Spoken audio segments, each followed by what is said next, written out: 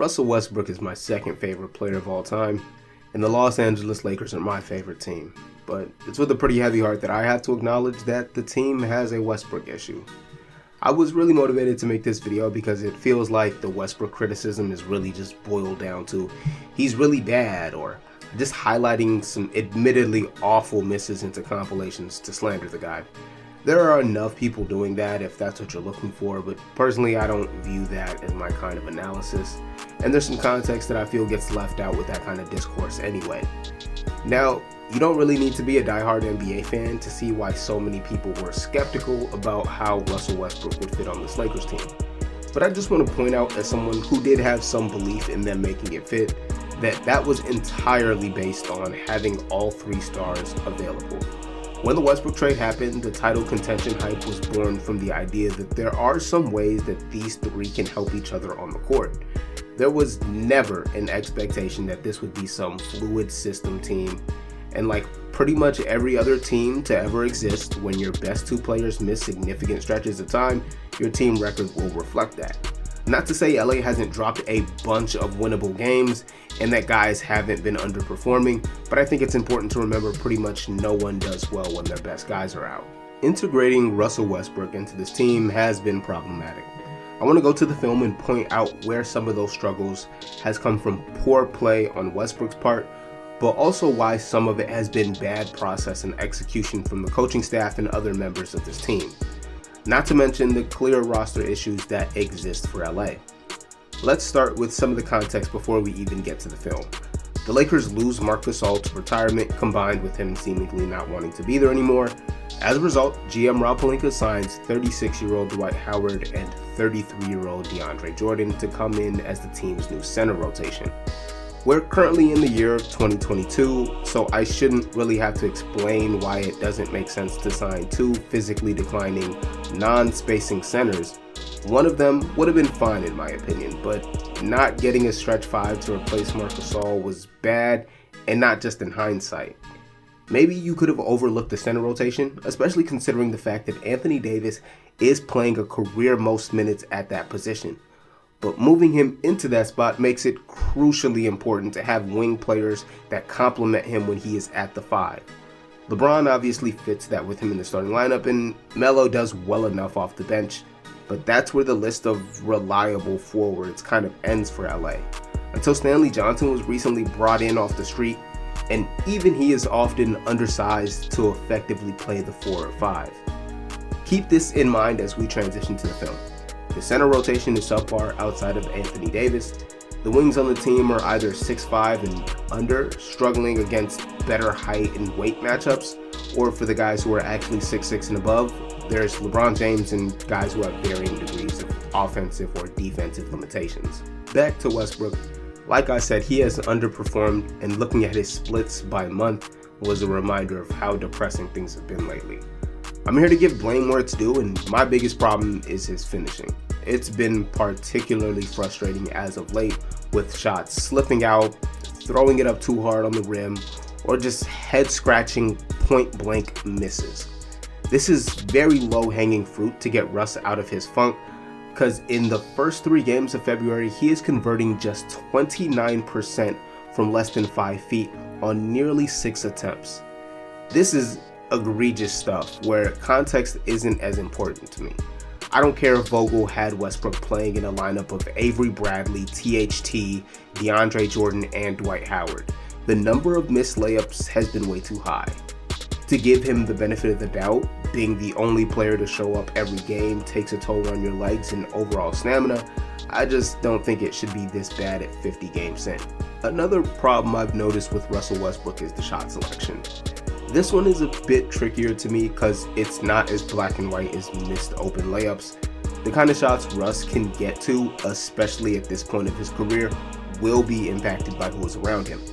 The THT and Russ or Avery Bradley and Russ lineups should be thrown out.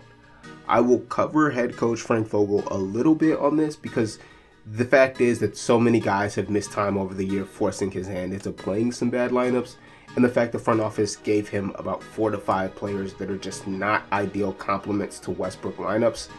as well as Kendrick Nunn, who is a guard that I think can find some success next to Russ, hasn't been available since the preseason.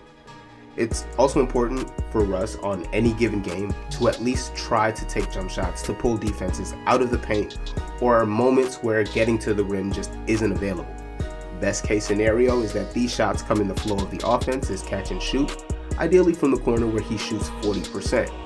But any given game, Westbrook needs to find a rhythm with his shooting, which is just not optimal for a player whose jumper can abandon him the way Westbrook's does.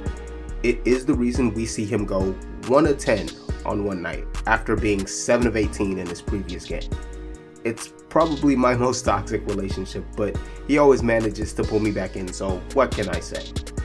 Fans have been hoping Westbrook could reach a better balance on his shot selection for pretty much his entire career. On any given possession, Westbrook's goal with the ball in his hands should be getting toward the rim because he's going to attract help defenses.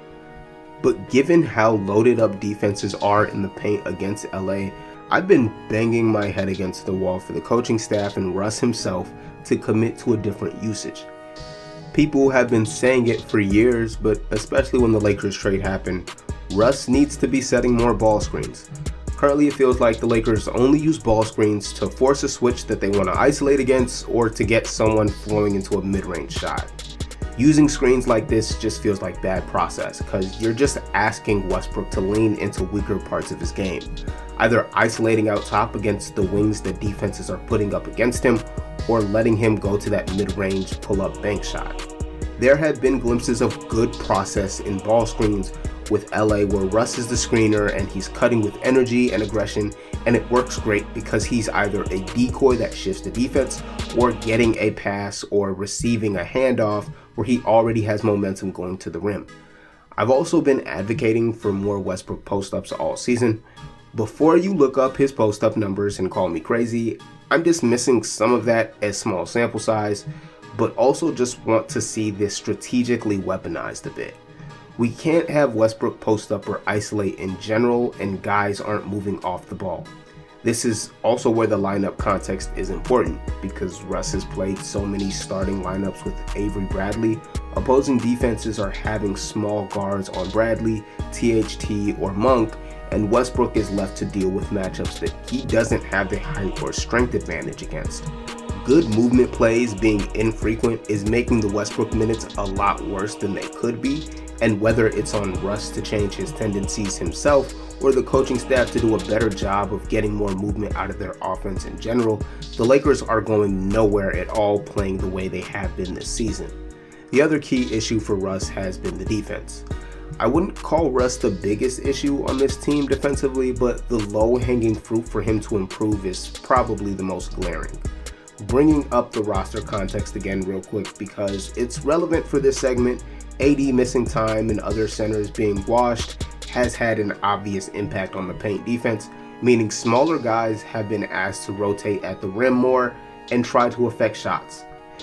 At 6 feet 4 inches, there's only so much Westbrook would be able to do.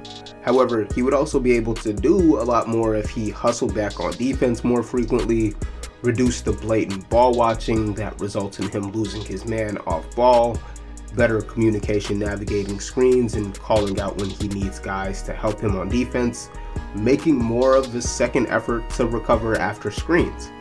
Giving Westbrook an on-ball assignment can sometimes get the best out of him defensively, but when he's guarding players that move without the ball, you're damning yourself to death by 1,000 flare screens and backdoor cuts. These problems aren't exclusive to Russ, but the way he can mix them in on any given day is awe-inspiring and infuriating.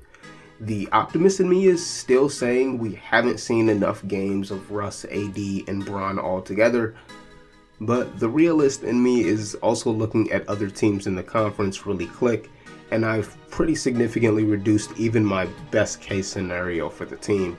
Truthfully, I just needed to get this rant off my chest because the entire season has been no fun. I appreciate it if you made it to the end of this video, and I hope you were able to take something away from it or at least find some entertainment in the presentation. If you're new to this channel, definitely subscribe and like the video. It's the only way for the YouTube algorithm to recognize my existence. Leave a comment giving me your thoughts on the Lakers' current situation and Westbrook. and enjoy the rest of your day.